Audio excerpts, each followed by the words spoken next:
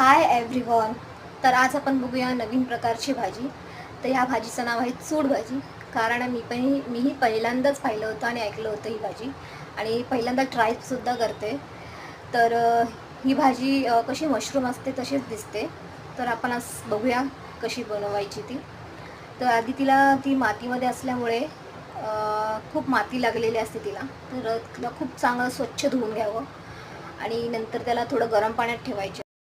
आणि मग गरम पाण्यात ठेवून झाल्याच्या नंतर मग तिला आपण जशी वेगळ्या भाज्या कापतो तसं सेम त्याला कटिंग करायचं, छोटी छोटी भाजी. आणि ही भाजी बोलतात खाण्यासाठी खूप चविष्ट असते, कारण की गावातली भाजी असते आणि रानातली भाजी आहे म्हणून खूप आवडीने लोकं खातात.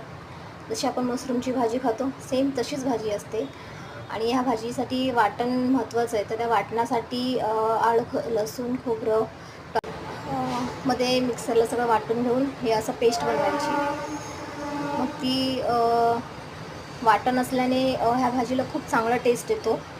आणि हे तुम्ही कांदा लसूणमध्येही बनवू शकता, पण वाटणमध्ये बनवलं तर खूपच छान, अप्रतिम.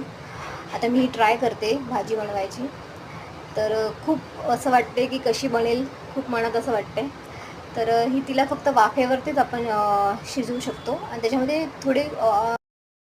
त्याच्यात थोडेसे कोकमसुद्धा टाकायचे. कोकम टाकल्याने खूप छान आणि चविष्ट भाजी बनते ही. तर मिस्टरांना खूप आवडली.